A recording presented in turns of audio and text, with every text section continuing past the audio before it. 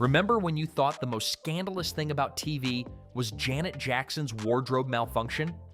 Well, that happened in 2004, and compared to what was really going on behind the scenes of your favorite childhood shows, a split second of exposed skin looks like a Disney movie. The 1990s gave us some of the most beloved television in history, shows that defined a generation and still dominate streaming platforms today. But beneath those laugh tracks and heartwarming family moments lurked secrets darker than anything the writers ever put on screen. From cast feuds that make Game of Thrones look friendly to network cover-ups that would make your head spin, the truth behind your favorite 90s shows is about to ruin your childhood in the best possible way. All right, let's count down 5 dark truths that prove the 90s weren't as innocent as we remember. Number 5. Saved by the Bell. The Screech situation. Saved by the Bell was the Saturday morning staple that made Bayside High the school we all wished we could attend. Zach Morris was the cool schemer, Kelly was the perfect girl next door, and Screech, well, Screech was supposed to be the lovable nerd who always had his friends' backs. The show was revolutionary for its time, breaking the fourth wall and tackling teen issues with a mix of comedy and after-school special sincerity. It launched careers, defined 90s fashion, and gave us catchphrases that we still quote today. But behind those colorful lockers and that iconic theme song, one cast member was living a very different reality. Dustin Diamond, who played Samuel Screech Powers, later revealed in his tell-all book and interviews that he was systematically excluded from cast bonding activities and treated more like a prop than a person. While his co-stars were forming lifelong friendships and romantic relationships, Diamond was often eating lunch alone and being pranked by crew members. The lovable nerd persona became a prison that followed him long after the final bell rang. The situation got darker when Diamond struggled with typecasting and financial problems in later years, leading to a series of unfortunate career choices, including adult films and reality TV appearances that seemed designed to humiliate him. The contrast between Screech's loyal friendship on screen and Diamond's isolation off-screen became one of Hollywood's cruelest ironies. Diamond passed away in 2021, and his former castmates' tributes felt hollow to many fans who knew the real story. It's a reminder that sometimes the class clown is crying on the inside, and the entertainment industry isn't always as wholesome as the shows it produces. Number 4. Roseanne, the real family. Behind the dysfunction, Roseanne was the anti-sitcom that dared to show what working-class American families really looked like. No perfect kitchen, no tidy solutions, just the Connor family struggling to pay bills, dealing with real problems, and somehow finding humor in the chaos. The show was groundbreaking for its honest portrayal of blue-collar life and became a massive hit by showing families that looked and acted like real people. What made Roseanne revolutionary was its refusal to sugarcoat poverty, unemployment, and family dysfunction. Dan and Roseanne fought about money, the kids talked back, and sometimes there wasn't a happy ending wrapped up in 22 minutes. It was the first sitcom to show a family where the parents worked multiple jobs just to make ends meet, and audiences connected with that authenticity in a way that surprised network executives. But the show's realistic portrayal of family dysfunction wasn't just good writing. It was drawn directly from star Roseanne Barr's own traumatic childhood and ongoing mental health struggles. What audiences didn't know was that Barr was battling severe dissociative identity disorder, a condition she later revealed was caused by childhood abuse so severe that her mind created multiple personalities to cope with the trauma. During the show's original run, Barr was often unpredictable on set, leading to conflicts with writers, producers, and fellow cast members that were attributed to her being difficult or having a big ego. In reality, she was struggling with a serious mental health condition that wasn't properly diagnosed or treated until years later.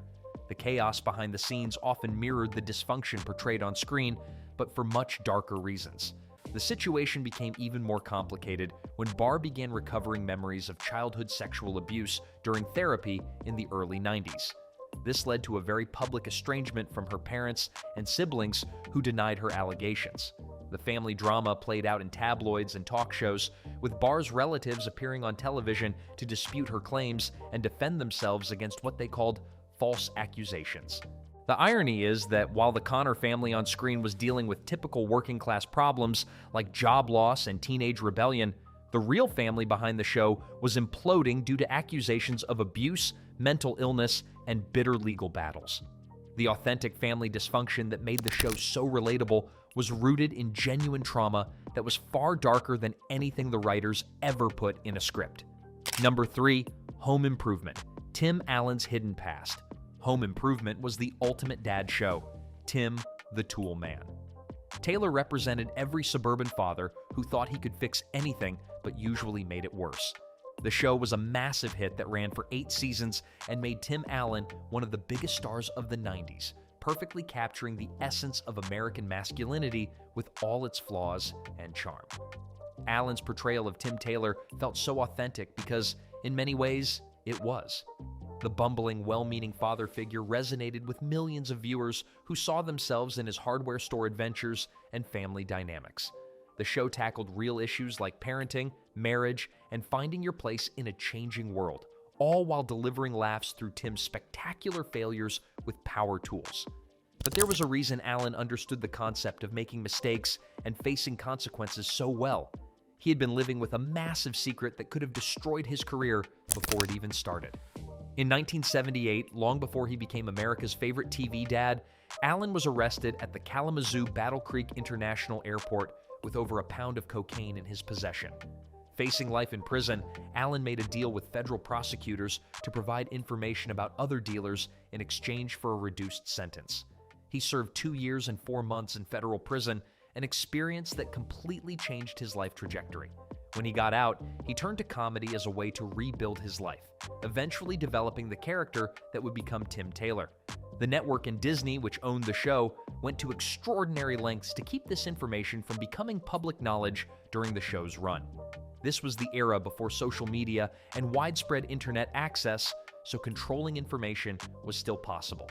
Allen himself rarely discussed his past, and when he did, it was in carefully controlled interviews that focused on redemption rather than details. Number 2, Married with Children, the show that almost destroyed a network. Married with Children was the anti-family sitcom that dared to show what happened when the American dream went horribly wrong. Al Bundy was a former high school football star turned shoe salesman, trapped in a loveless marriage with his lazy wife Peg, and raising 2 kids who seemed destined for failure. The show was crude, politically incorrect, and absolutely nothing like the wholesome family comedies dominating television at the time. What made the show revolutionary was its willingness to mock everything sacred about American family values. While other sitcoms showed loving parents solving problems with wisdom and hugs, Married with Children showed a family that genuinely seemed to hate each other. Al constantly insulted his wife and kids, Peg refused to cook or clean, and the children were selfish and materialistic. It was shocking, offensive, and absolutely hilarious to millions of viewers who were tired of unrealistic TV families. But what audiences didn't know was that the show nearly destroyed the fledgling Fox network before it even got off the ground. And the controversy that erupted around it revealed just how powerful censorship groups could be in shaping American television. The dark secret wasn't what happened on screen, it was the behind-the-scenes battle that almost killed the show and changed television forever. In 1989, a Michigan housewife named Terry Ricolta watched an episode called Her Cups Runneth Over with her children and was so offended by the sexual content that she launched a one-woman crusade to get the show canceled. Ricolta organized boycotts of the show's advertisers, wrote letters to network executives, and appeared on talk shows denouncing the series as a threat to American family values. The campaign was devastatingly effective.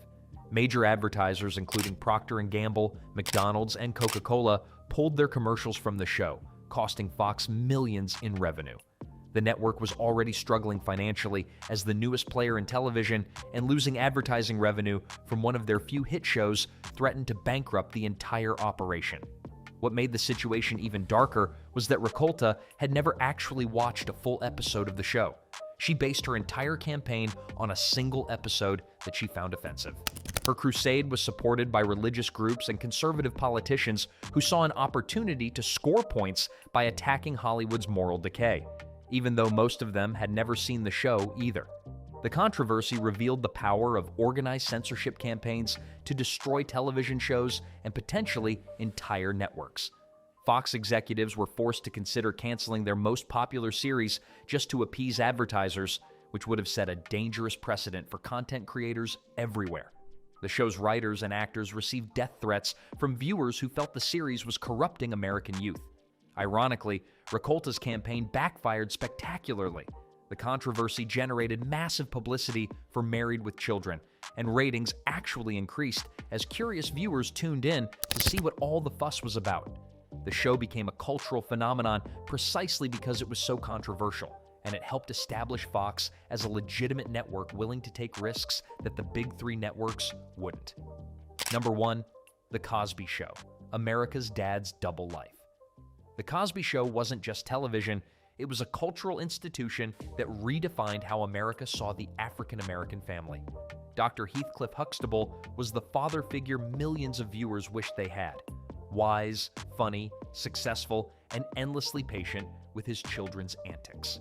The show broke barriers, topped ratings, and made Bill Cosby one of the most trusted figures in American entertainment. For 8 seasons, the Huxtable family represented the American dream realized. Cliff was a successful obstetrician, Claire was an accomplished lawyer, and their children were smart, talented, and loved unconditionally. The show tackled serious issues with humor and grace, from teenage pregnancy to college pressures, always with Cliff's gentle wisdom guiding the way. It was appointment television that brought families together every Thursday night. Bill Cosby's portrayal of Cliff Huxtable felt so authentic because he drew heavily from his own experiences as a father and his background in education and psychology. His comedy specials about parenting had already established him as an expert on family dynamics, and The Cosby Show seemed like the natural extension of his real-life persona as America's favorite dad. But the most shocking revelation in television history was still decades away. In 2014, comedian Hannibal Buress made a joke during his stand-up routine that would destroy Cosby's legacy forever. "Yeah, but you rape women, Bill Cosby, so turn the crazy down a couple notches."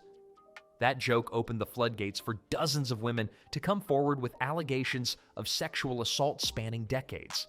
The accusations painted a picture of a man who used his trusted public image to prey on vulnerable women, often drugging them before assaulting them. The contrast between Dr. Huxtable's moral authority and Bill Cosby's alleged crimes was so jarring that it felt like discovering your own father was living a double life. In 2018, Cosby was convicted of aggravated indecent assault and sentenced to prison, though he was released in 2021 when his conviction was overturned on a technicality. The legal battles continue, but the damage to his legacy and the show's reputation is irreversible. Reruns of The Cosby Show have been pulled from most networks, and the series that once brought joy to millions now brings only discomfort and betrayal. The saddest part? The show's positive impact on representation and family television was real and important, but it's now forever tainted by the actions of its star. Sometimes the most beloved father figures are the ones with the most to hide. And there you have it. 5 dark truths that prove the 90s weren't as innocent as we remember. From criminal pasts to betrayals that destroyed legacies, the truth behind our favorite shows is often more dramatic than anything that made it to air. Which of these revelations shocked you the most? Drop a comment below and let us know if there are other 90s shows you'd like us to investigate. Trust me, we're just scratching the surface of Hollywood's darkest secrets. Don't forget to like this video and subscribe, because we've got plenty more nostalgic nightmares coming your way. Thanks for watching, and remember, sometimes the truth is stranger and darker than fiction.